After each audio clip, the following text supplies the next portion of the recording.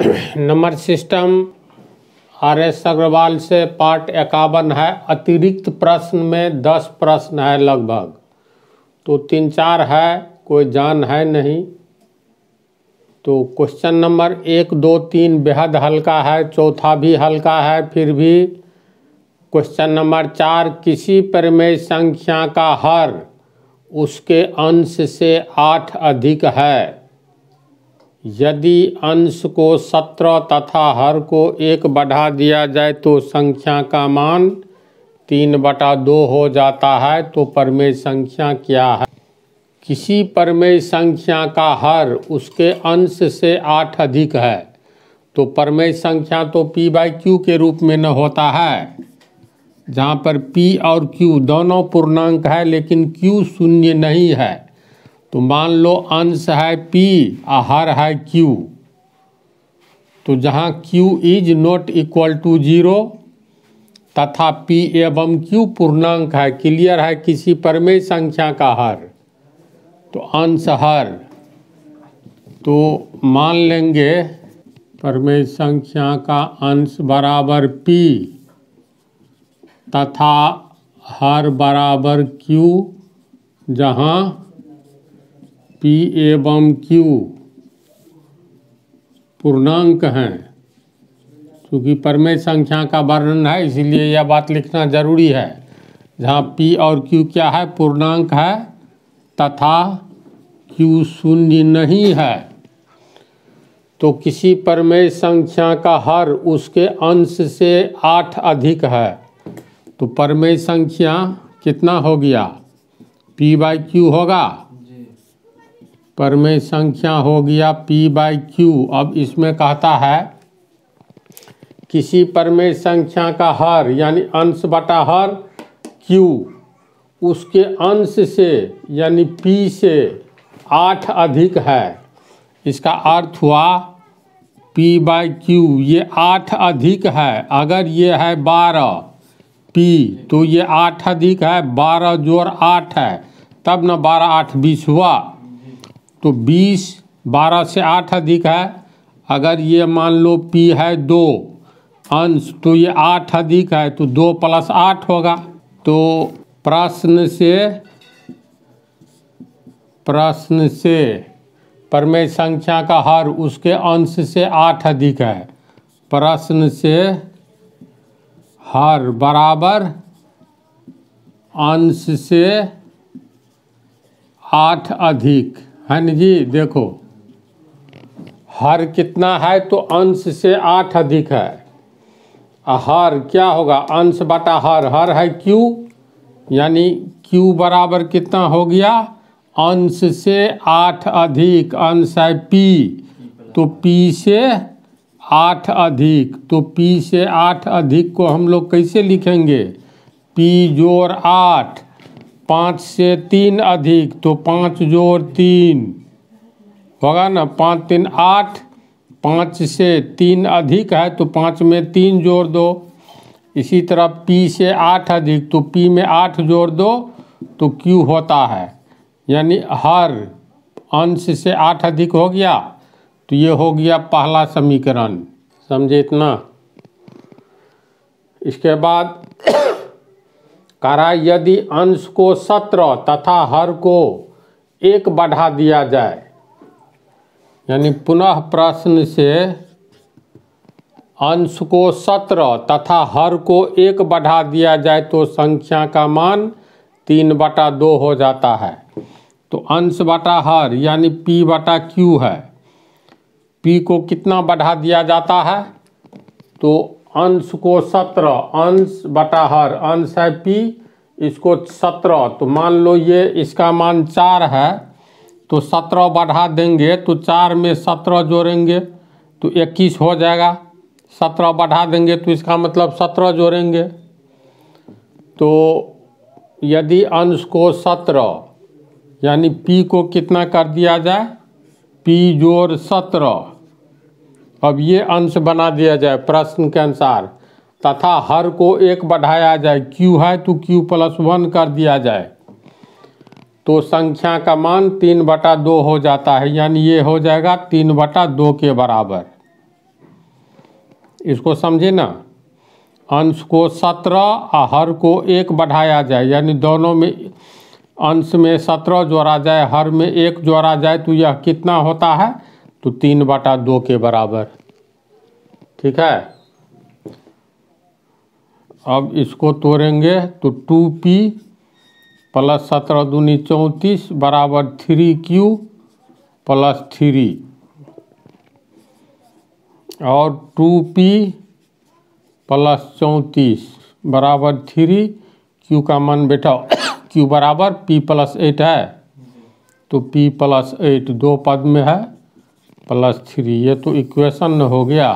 तो इसको हल करेंगे, 2p प्लस 34 बराबर 3p प्लस 3 8 24 प्लस 3 होगा, 34 को रहने दो और 24 3 27 होगा, 2p को आगे ले जाएंगे तो 3p प्लस 24 3 27, 24 3 27 को बराबर से पहले लाएंगे, ये 3p बच गया, अब पीछे वाला प्लस 2p को आगे ले जाएंगे माइनस 2p, तो और ये 7 हो गया, ये हो गया p, इसीलिए p बराबर 7, p बराबर 7 हुआ। अब मान बैठा दो इसमें, p का मान 7 दो तो 7 8 15, q 15 होगा, तो लिखेंगे समीकरण 1 से q बराबर p प्लस 8, q बराबर p प्लस 8, p का मान हो गया 7 जोड़ 8 बराबर 15, तो प्रमेय संख्या क्या हुआ, p बाई q, तो इसीलिए संख्या बराबर p बाई q, p का मान आया 7 और q का मान 15, 7/15 आंसर। समझिए इसको, इसमें कोई जान नहीं है। ये 5वां प्रॉब्लम जो है, यदि किसी भिन्न का अंश 12% बढ़ा दिया जाए, मान लो अंश हो गया तुमको x तथा हर y, तो भिन्न कितना होगा, अंश बटा हर यानी x बटा y। अब अंश को 12% बढ़ाने पर नया अंश हो जाएगा x प्लस x का 12%, तो बराबर x प्लस x गुने 12/100, ये हो गया 100 लघुत्तम 100 x जोड़ 12x बराबर 112x/100। हर को 2% घटाया जाए, अब हर को 2% घटाने पर नया हर x में से x का 2% घटा देंगे, तो ये हो गया x माइनस x का 2%, यानी x गुने 2/100, लघुत्तम लेंगे तो 100x माइनस 2x बराबर 98x/100। अतः नया भिन्न क्या होगा, तो नया अंश बटा नया हर, नया भिन्न नया अंश, तो नया अंश हो गया 112x/100, यानी 112x/100 अंश बटा हर, ये हुआ अंश, हर हो गया नया हर 98x/100, यानी 98 y माने हैं, हर को y माने हैं, सॉरी 98y/100, तो ये हो गया a बटा b बटा c बटा d के तर्ज पर a और d गुना हो जाता है, तो 112x गुने 100, अब बीच वाला दोनों गुना हो जाता है, तो 100 गुने 98y, 100 कट गया, बच गया 112x/98y, ये भी कटेगा, 14 से काट दो, 14 8 112, 8x/14 7 98 7y, इसीलिए नया भिन्न हो गया 8x/7y। इसको समीकरण 1 मानेंगे। प्रश्न से नया भिन्न ये 6/7 है, ये समीकरण 2 हो गया। तो दोनों बराबर हो जाएगा, तो समीकरण 1 और 2 से 8y 8x/7y बराबर हो गया 6/7।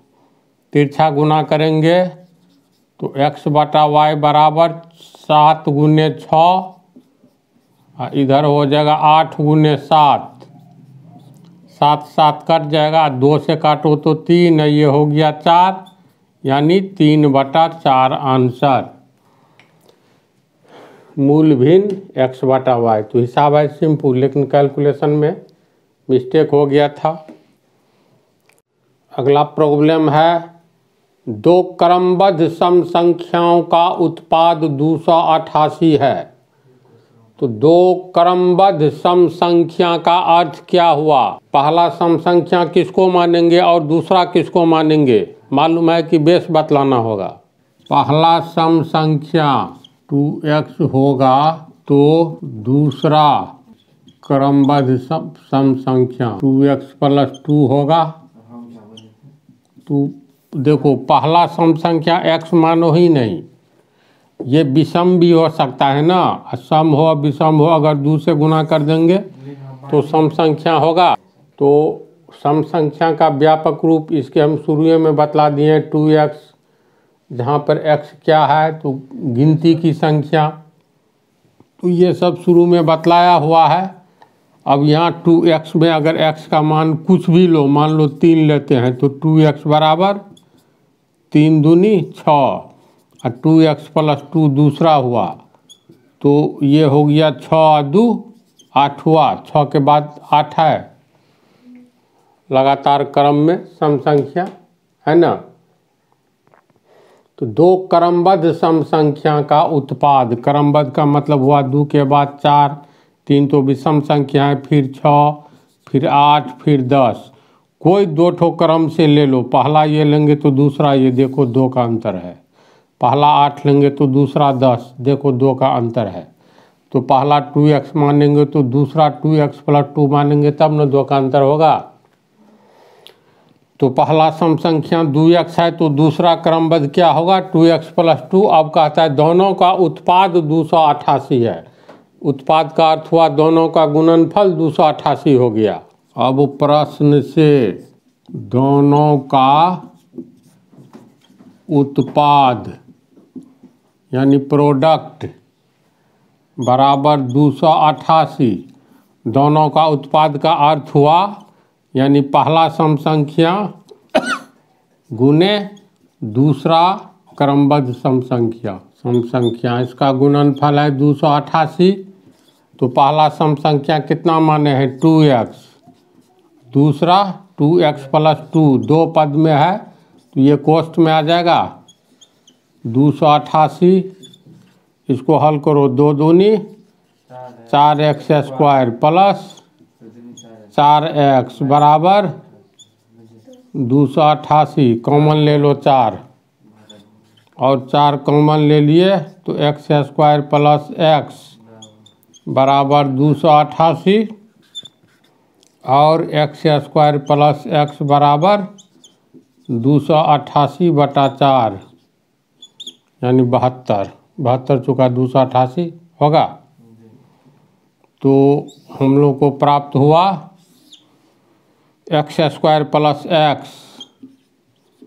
x। अब +72 बराबर के पहले आएगा तो -72, बराबर के आगे कुछ नहीं बचा, 0। अब ये आ गया गुणनखंड विधि लो या पूर्ण वर्ग विधि लो। तो गुणनखंड विधि जी है, यहाँ पर x² माइनस है तो +9x -8x, 9 72, x² plus minus minus हुआ -72 x² -72 बराबर 0, x कॉमन हो गया, +9, इसमें 8 कॉमन लो तो x +8 9 72, माइनस प्लस माइनस, ये सब बेस ऑफ अलजेब्रा में अच्छी तरह पढ़ाया हुआ है।